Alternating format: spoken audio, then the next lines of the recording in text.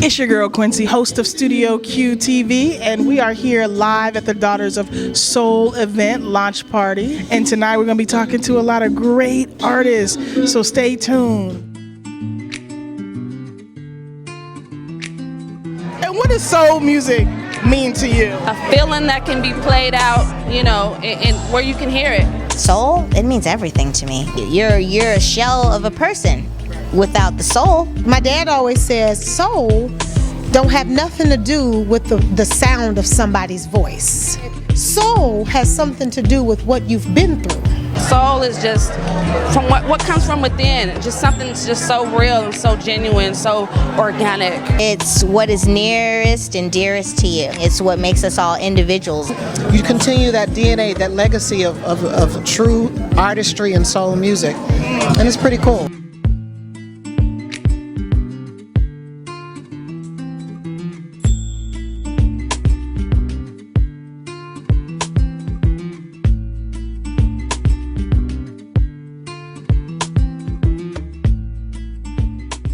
Hi, I'm Chaka and you're watching Quencie on Studio Q. Studio Q show, now you know. I'm so proud of you and happy for you. This is like a brand that can last for. I think so. I think so, and I've been thinking that for a decade. Oh wow! Working up to this sort of recognition, I guess you'd call it. Yeah, I love it. And you know, with a little help from some friends, it finally sort of coming to fruition. Well, I'm excited. Just a little bit that I saw, I was like, this is dope, because they're always going to be kids, like even your kids, they're always going to be kids. Yes, and if they got it, they got the talent, you know what I mean? You continue that DNA, that legacy of true artistry and soul music, and it's pretty cool. It's pretty cool. You watch these girls, a few of them here that are going to sing tonight. Nice. You singing yourself, though. I'm a little bit, I chirp a little bit.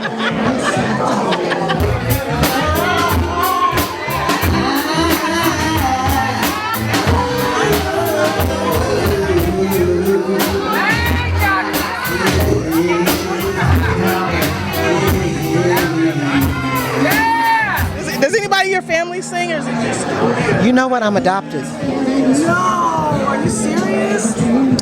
Yeah. So, but the funny thing is this: when I was like 28, I found out who my mother was, and she had passed already, but she was a music teacher, choir director. Okay. It's something in that DNA. It's DNA. I think that's when I knew. You know what? This is genealogy. So, you know, this whole concept product sort of streamed out of my knowledge of my own past and my own history. Because I grew up in a family with no music, and I had music in me. I think that's dynamic. That you would, seriously. You would give life to so much music, and it wasn't even surrounded. So, you know, it's there. It's there. Talk a little bit about Sandra and Daughters of Soul. Because I saw the love that you had with her over there. That's my baby. That's my first baby right there. Who did I steal you from? Roy Ayers. Roy Ayers. She was trying to sing Roy Ayers. I said, oh no, honey. Roy have to. So you definitely was going to be supporting I snatched her. Yeah, I snatched her from Roy. I said, you finna sing with me.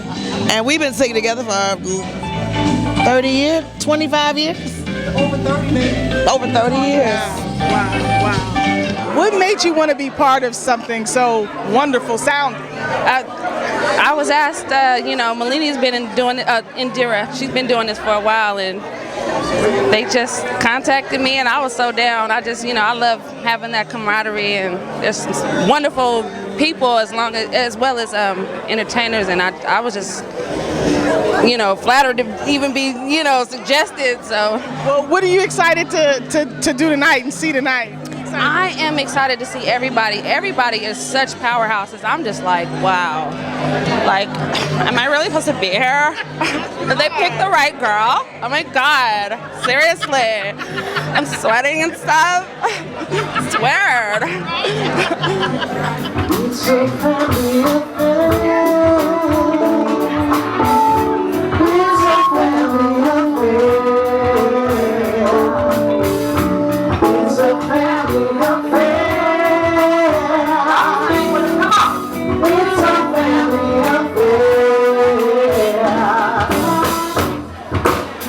One time. Somebody that just loves her. Now, did you have any apprehension about sharing your story? I saw a little bit of the trailer, and you was just real with it. So, did you have any apprehension about sharing, like, how it really was growing up? No, I mean, because it is what it is. So people want to hear the truth, and I'm all about telling the truth. So, So, what is one of your fondest memories of growing up with, famous parents? fondest. Good stuff. A good one.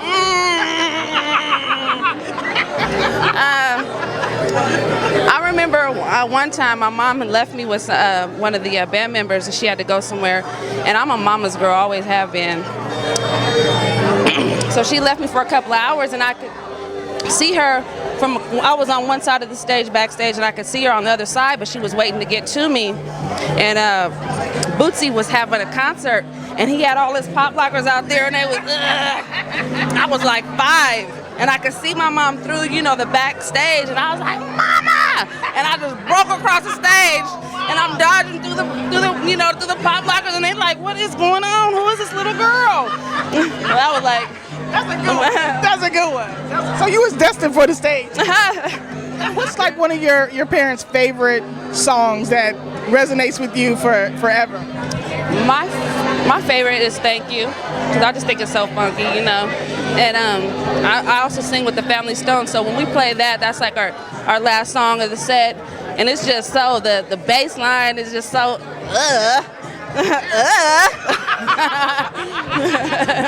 Well, we can't wait to see everything that you guys got coming down the line. I'm excited. So is there any advice that you could give somebody before I let you go? Just about growing up with famous parents. There's a whole bunch of them out there now. Don't do it for the gram. You know what I'm saying? Keep it 100. It's crazy out here. Keep it real. I love that. That's the best advice for this generation. Yeah. Don't you know you're my everything? You're my everything. Don't you know you're my everything?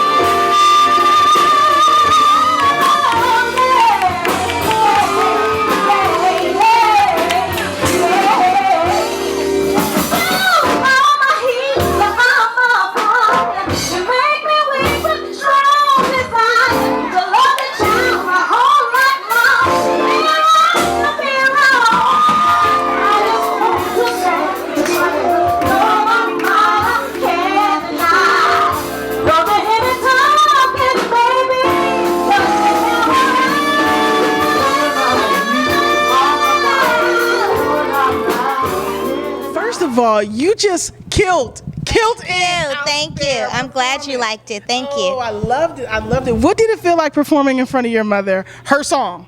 That, like I said, it was weird, This is like the first time I've done that. Usually when she comes to my shows, I'm doing my music. So It's not so awkward. But yeah, that was kind of awkward. But you just say F it, right? She stood up, she gave her baby a standing ovation. That's what's up. If I did it good and I did it right, then everything's okay. Now, tell us about Daughters of Soul and you being a part of it. What made you want to be a part of this? Well, honestly, I was one of the original Daughters of Soul, and it was just Sandra St. Victor is like my aunt. I grew up with Sandra St. Victor. So right away, of course she thought of me, and I'm so blessed. And she told me about her idea, and I was just like, hell yeah. Like, who wouldn't be down with that? You know what I'm saying? That's stupid, and it's the most brilliant idea, and I'm just so proud to be a part of it. It's a wonderful, collection of artists. We all have our different lanes. That's what makes it so unique and wonderful. And then, like she said, we come from, legendary lineage. And so I think that that's something that I want to see. You know what I'm saying? Like when she starts naming some of the potential, lineups that we could have, I'm like, well, damn, can I sit in the audience? Can I buy a ticket one night? Do I have to work every night? So you know, I think it's going to be awesome, and I'm just so honored and I'm blessed to be a part of it.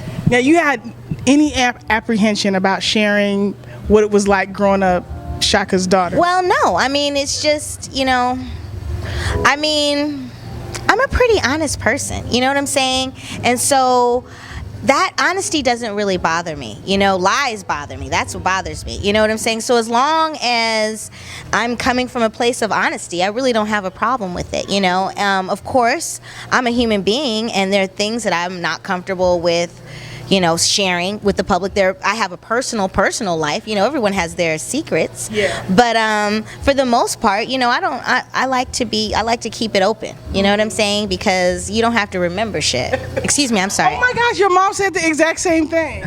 She said I said the S word. Well, That wasn't me. That was the other life. Honest, being honest. Okay. And not having to remember when you tell the truth. Exactly. What's the biggest lesson motherhood has taught you? To be honest, keep it 100. You know, like Judge Judy says, you know, if you tell the truth, you don't have to think about the lies you told. That's true. You know, and you're gonna get busted. But I think that just being honest with her, and both my kids, has been the best thing I could ever do. I couldn't be otherwise. I'm not a good liar, you know.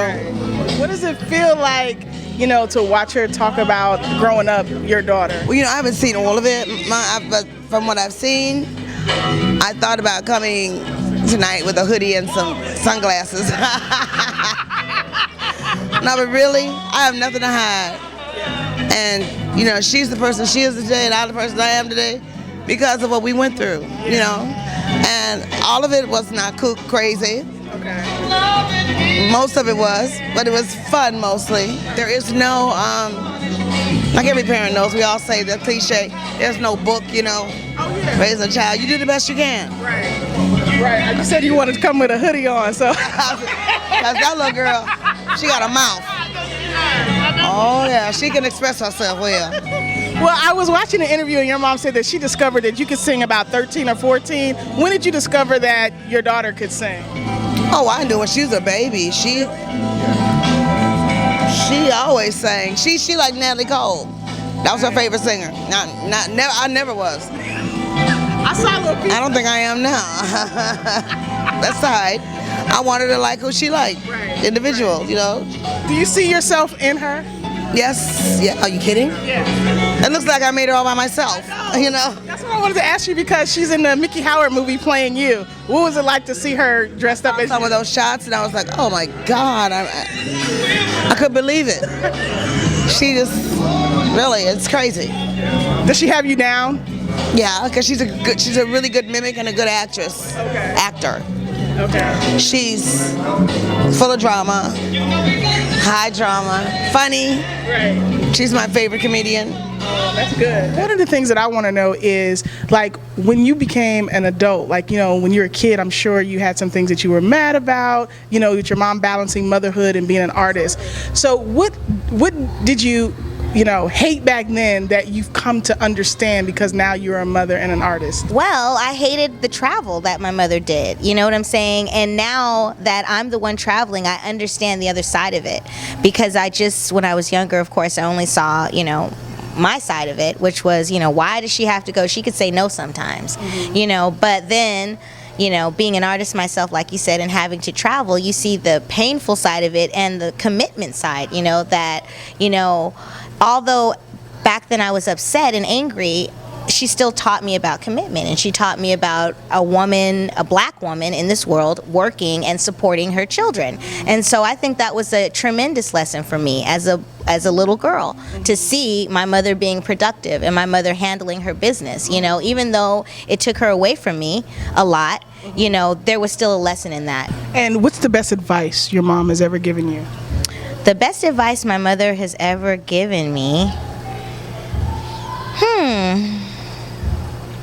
That's a good question. Oh, the best advice she's ever given me as an artist, I remember I used to get horrible stage fright and I used to throw up and everything. And so one day she just came backstage and she just said, "Malini, it's just singing." And that was it. Wanna pay the boxing? Guess what? You got to pay the cost. Show up. You wanna wear the pants? Guess what? You got to be your man. Show up. Hanging out with your friend. Guess what? So watch what time you come in. Show up. Don't wanna pay no bills. Guess what? We know somebody who will. Well, first of all, I want to know why you just, wanted to be a part of Daughters of Soul. Oh my goodness. Well, one of the journeys that women in the industry, if I could speak for all of us, African American women in the industry, we yearn for sisterhood, and what better way to achieve that by being connected this way. We're all daughters we're all children that were brought up in homes of music. It's nothing, it's nothing we can do to get away from that. And the fact that we have that bond is a great way to be able to connect with someone in the industry, to forge a bond with. Right. So for me, it's more about the relationships and being able to understand and relate to someone else and have someone relate to me and understand me just the same. What was it like sharing your story? I've been on reality television, so I pretty much share my story all the time. So it was nothing really new. I'm okay with sharing my story because I'm okay with who I am. I'm at peace with me. So I have no problem talking about where I've been and where I'm going to. And for the most part, we keep certain things to ourselves, but for the most part, things like this can heal others. So I try to talk about stuff. And you mentioned being on reality TV. How has that impacted your relationships? Is it for the good, for the bad? Actually, I really don't care how it's impacted others, but I did. Yeah, I'm talking about you. Yeah, peace out on them. But no, but I actually got closer to my mother. After some turbulence, though, we had to go through stuff and then get back. But drew further away from my father because he's insane. But I really learned a lot about myself. Oh my goodness, the relationship that I'm creating with myself, although at times it's very eye-opening, like, oh wow, you're out of control. Those kind of concepts. Oh wow, you need to change that about yourself. Although it's very eye-opening, but it's very healthy and cleansing at the same time. And I like to learn about me so I could try as best I can to fix myself, because that's what we should be doing. We should be self-improving as much as we can. What's the biggest lesson you learned about yourself? That I have very low tolerance and low patience, and that I before did not forgive. I did not forgive people, and I would say that I forgave, but I really would not forgive. I'd still be good on them inside my spirit. But I would say out loud, oh no, I'm cool, that's all good. But in real life, it'd be so curtains on them that it wouldn't make no sense.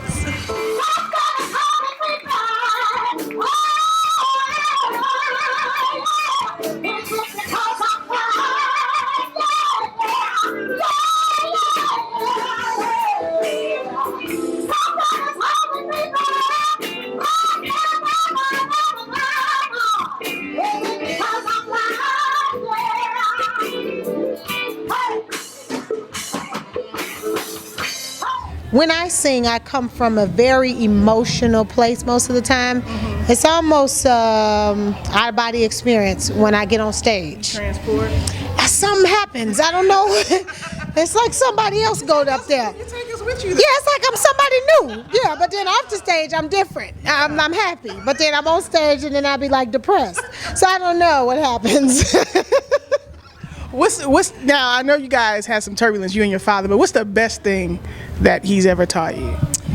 My dad taught me a lot of little stuff. One of the things that he's taught me that I've taken with me everywhere is on stage, don't talk too much. Okay. He said, people don't care to see you talk. They didn't pay to see you talk. They want to hear you sing. That's what he said. That's how he talk. Man, don't nobody want to see you talking. That's what he used to say to me. I had this one show where I was really like talking down, right? And he was in the audience. He was going off on me from the audience. And when I got off the stage, he cussed me out for filth. And I never forgot that ever again. So now, even when I see other people like, no, you gotta talk and set up your stories and stuff. But is it true? It is true. Because people would be like, especially black people, honey. Black people be like, yawn, boo, girl, when you gonna sing, you know.